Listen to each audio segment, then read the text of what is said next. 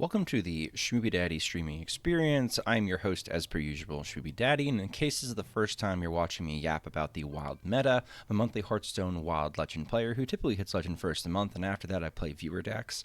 Excuse me, but occasionally I take a look at the meta and do some analysis. This isn't a full meta video, but this is just sort of specifically addressing one aspect of what's happening right now after the release of the Echoes of the Infinite Miniset. Now, as I outlined on the Echoes of the Infinite Miniset, the best card in the list, at least for wild purposes, was going to be Chrono Claws. This is a 4-mana 4/3 weapon where when you swing as a hunter or a warlock, you are going to discard your highest cost card from your hand. I mentioned at the time when we were reviewing the card that if Disco Lock before the Malkazar Imp nerf had existed, this card would have basically brought the entire deck together. We were always sort of struggling for the top end. What 4-drops are, if any, are we playing in that list, and how do they fit? And it just would have made the deck kind of its most perfect form that I can think of in modern history. Disco Lock doesn't exist anymore, but what we do have is a deck called Burnlock, and Burnlock is a deck that I pushed pretty early that I saw on HS Replay that I thought looked like, worse disco. But it intrigued me because it was using an approach that I kind of liked, which was, let me use a bunch of Death Rattle damaging minions, let me get some chip damage in, let me discard Soul Barrage with Expired Merchant, let me blow my entire board up with Hellfire in a sort of surprising activating burst turn, because I think half the issue when you play Burnlock is cracking open your Expired Merchant to get extra copies of Soul Barrage. I got my extra copies of Soul Barrage. I would discard them with Soulfire, Chamber.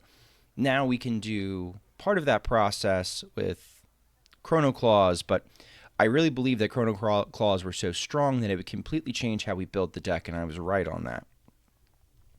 But long story short, this deck existed. It got stronger, and I think the big problem right now is not how powerful it is, because I think we can conflate how powerful a deck is versus how popular it becomes. There are plenty of decks that are not necessarily super strong that are super popular. The most recent example in my mind would be Astral Communion Druid. Is Astral Communion Druid the best deck in Hearthstone? No, it's probably like a low tier 2, high tier 2 type deck. But the population of it is always sort of creeping around 8-9%, which is a lot. That means 1 out of every 10 games you're seeing an Astral Communion Druid on average, but you could see a string of several Astral Communion Druids in a row, and that wouldn't be the weirdest thing in the world. Well, right now I want to just specifically address how much Burnlock we have. This is Diamond through Legend, so this is both Diamond population and Legend population in HS Guru. Burnlock, you'll notice, takes up 14% of that meta according to HS Guru. This isn't the entire meta. This is just a snapshot. This is just a picture of whatever data, that HS Guru sends us. So this isn't getting the whole picture, but this is giving you hopefully an average of what you should be looking at on, as far as what people are playing. Notice that no other deck climbs north of 5% on this screen. Now we can scroll down and we can find like Astral Communion Druids right at 5%. You see the 4.9 to the right, right there, right in the middle column.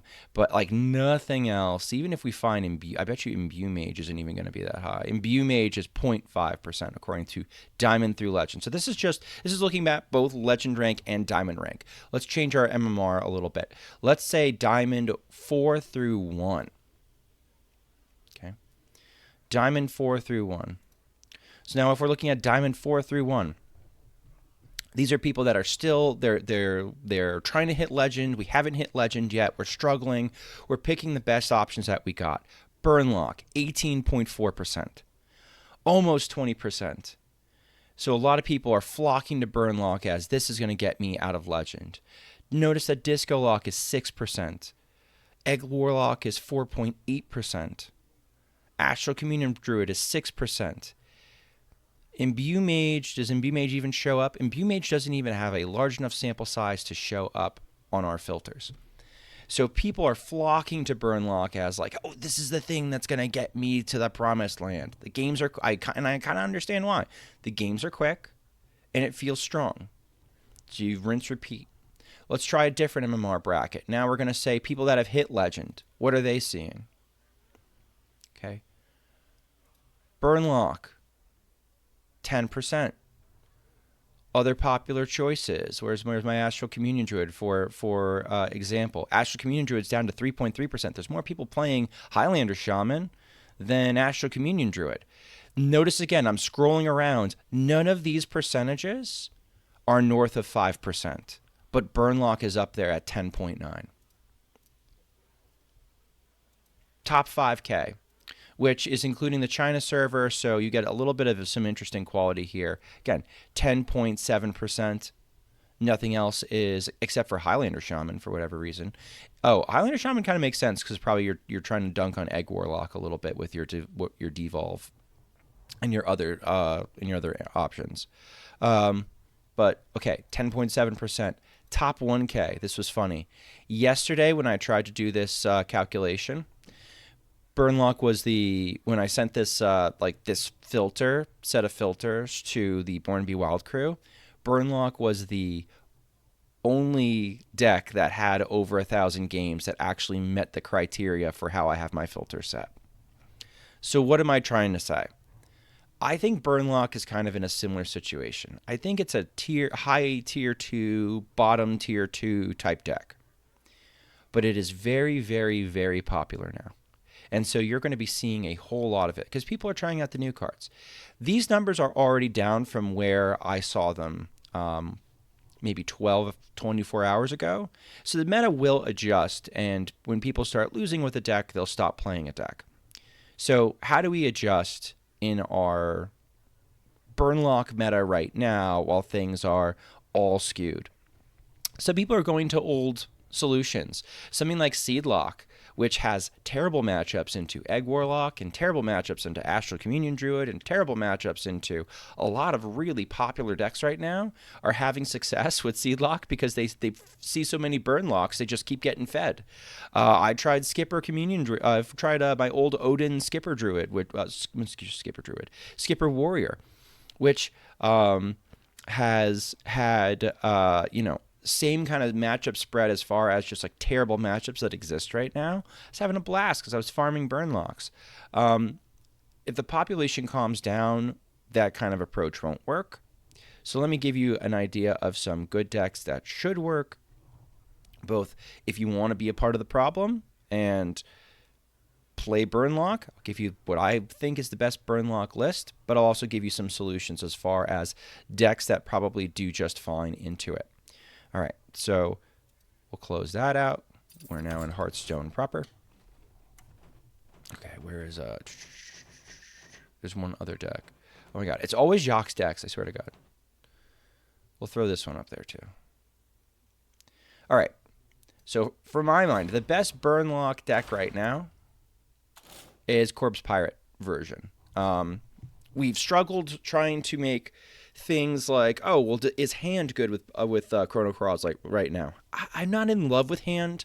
I tried 2 hands and it felt impossible to get the Soul Barrages discarded, especially because when you're running hands, you're getting rid of stuff like Chamber and other ways to discard Soul Barrage. So like I didn't like that. So no hands for me. The flex card in his list, again, this is mostly pirate based. The flex card in his list would be Cult Neophyte, in my opinion. This is probably the best of the 30 cards available, so he went with the cheapest. If you have hate in your heart, you could probably run like Starfish, Ashen. If you want a little extra burst, you could do something like Gem Tosser. You could run something else in this slot. It's just Cult Neophyte is probably one of the best options that you could possibly have. Devious Coyotes and Fellwings. I feel like Devious Coyote is a worse Fellwing in that Fellwing has been very, very hard to get down, as has the Devious Coyotes, which is why in the past I have forsaken them entirely. But when you have these pirate openers of, Treasure Distributor, into Parachute Brigand, into Patches, and they all can swing face. Now your Coyote costs 2, and you can actually get it down. So I have found it a lot less awkward in this version, which is good because Coyote looks so good as a high roll for the deck. There's a lot of low rolls, but Coyote looks so good as a high roll for the deck that people have sort of been bending over backwards to try and fit it into the list. This is the first list where I feel comfortable saying that Coyote actually belongs. I've tried it as a one-of, and it's been okay when it's worked, and it's been a hazard when it hasn't, but I think this finally solves it. Corb's done it once again. In case you don't know how Burnlock works, one of your most important cards in the mulligan is a Sketch Artist. Sketch Artist always pulls Soul Barrage. Soul Barrage gets discarded. If you have the Sketch Artist, you could probably get away with keeping Expired Merchant in this version because we are a little bit limited on draw. You want to keep a 1-drop Pirate to pull Patches. If you've got a Parachute Brigand, you can keep that with the 1-drop Pirate. And we life tap a lot more with this list. I also sometimes keep Cursed Catacombs because I imagine Cursed Catacombs goes and gets me my Sketch Artist. That's more if I am on the coin or something like that. But yeah, no, plays like an aggro deck. This is done very well for me. This is the first version of Burnlock where I've actually won a bunch of games and at least been north of 50-50. All the other builds that I've tried haven't worked. So let's say you don't want to play Burnlock. How do you beat Burnlock? Well, I think something like Reno Hunter is a good place to start. We went over how to play Jacques Reno Hunter in my guide video. The nice thing about Reno Hunter is because this version of Burnlock is much more board-based, Reno Hunter's very good at going in and just sort of taking the board. And not only that, but when we get to some of our later minions, everything's got a big butt.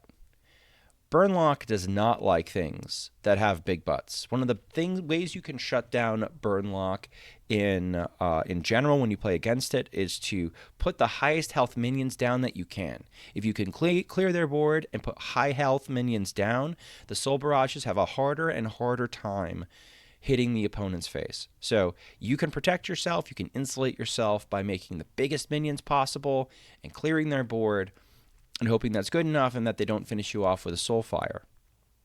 We also have run Reno Jackson in this list. So the longer the game goes, you rip a Reno Jackson. In the versions that aren't doing Merchant, Hellfire, and then discarding barrages all at once with Chamber and Soulfire, I think that those versions are more susceptible to lose to Reno decks than previously. I think the Corb's list where it's like board based, you're just trying to get the win as fast as possible, and you really can't play a long, patient, sustained game with Burnlock like you could with the previous version. I would, with the previous version, try to get as much value as I could out of my board and really be very judicious and cautious with my expired merchants because they can be silenced, stolen, transformed, what have you. And so I'd save the expired merchants until I was hellfiring. That version could handle Reno decks a lot better because we are sort of conserving our burn and then using it at the best possible moment to play around Reno versus the more all-in version now, which I think Reno would be very good into. So I would expect something like this would be good into Burnlock. I did change Hijo's plus 125 list. I really like having a fetch for the Igneous Lava Gorger at the bottom of my deck if I've Pull Kelted. So let's say I've Pull Kelted and I've placed, Ceaseless Expanse as my next top deck, and I have both Igneous Lava Gorgers in my hand already, but I don't have Sphere of Sapience to send it to the bottom. I can, usually post All You Can Eat on 3. I've gotten Finley and at least one Lava Gorger. So on turn 3, you're playing All You Can Eat. On turn 4, you're Pull Kelting. On turn 5, you've now drawn the Ceaseless Expanse. You can Finley and Last Stand and go get your, or wait to the critical moment where you want to. You can Finley and Last Stand and then go get a Lava Gorger and then go gain 125 armor on command. So, and also Equipped Sphere. I really like the idea of having Last Stand as a tutor fetch at the bottom of my deck. So I cut a shield block for a tutor fetch. Otherwise, this is all Hijo's 125 list. This should do well into Burnlock. Burnlock does not like any warriors. They don't like warriors that gain armor. They don't like warriors that clear board. Armor gain can negate soul barrages. So this would be an option that I would look at. Bulwark of Azzinoth is great into boards, but it's not great into a soul barrage. I guess it eats like almost an entire soul barrage, but soul barrage also just sort of eats through the Bulwark of Azzinoth. It's kind of 50-50 whether this is worth running, but it's probably fine because if Burnlock is more board-based now and they don't have a way to discard soul barrage, maybe this eats like a Chrono Claw push or something like that. This would be a newer counter to Burnlock. This is Zach's ZTA Paladin, which I think he's going to get posted very soon on Neon 31's website. What we're trying to do here is we are attempting to play Call to Arms. We're getting out our Trapdoor Spiders. We're getting out our Dirty Rats. We're getting out our Crab Riders. All things with big butts. We can get there even faster with Acceleration Aura. And then ultimately what we're working towards is, since we're not running Web Lords, we're running Timeline Accelerators to try and get a cheap Geblin. What's neat is we run 2 Timeline Accelerators, so on turn 4 you could do Timeline Accelerator into Timeline Accelerator. That'd be, if you happen to draw both of them at the same time, that makes it a 4-mana 4/4 that's drawn 2 cards. It's not the worst thing in the world. And also you've tutored your Geb with the Aura up. It's easier to get Geblin down sooner, and now he costs 6 mana, so it's like if you've saved your coin or something and you've been real patient, you can get there.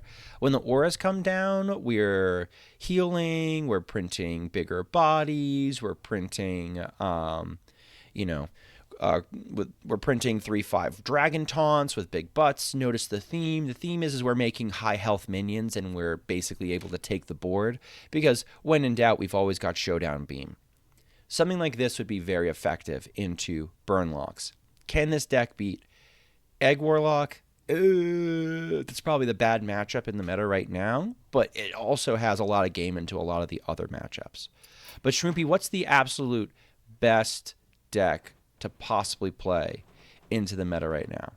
Well, honestly, to be fair, I think it's just Egg Warlock. And forgive me for a second, I have to go find it. Egg Warlock might be the best deck in the game. You could make a real case that Egg Warlock, its bad matchups are a few. Its high roll is tough for a wide variety of decks to handle, including but not excluding board-based decks. And the list that I have been using, forgive me while I scramble around finding the code. The list that I've been using is Elementals, that has the backup plan of Tamsin's Phylactery. If, let's say, your egg has been destroyed, you can, on a board of little shitters, bring your eggs back. I've liked this in this. The Smothering Starfish is funny because, let's say, they freeze our board. We can unfreeze our board with Smothering Starfish, and so our 2020s can go face. The Dissolving Ooze creates some very surprising lethals from nowhere.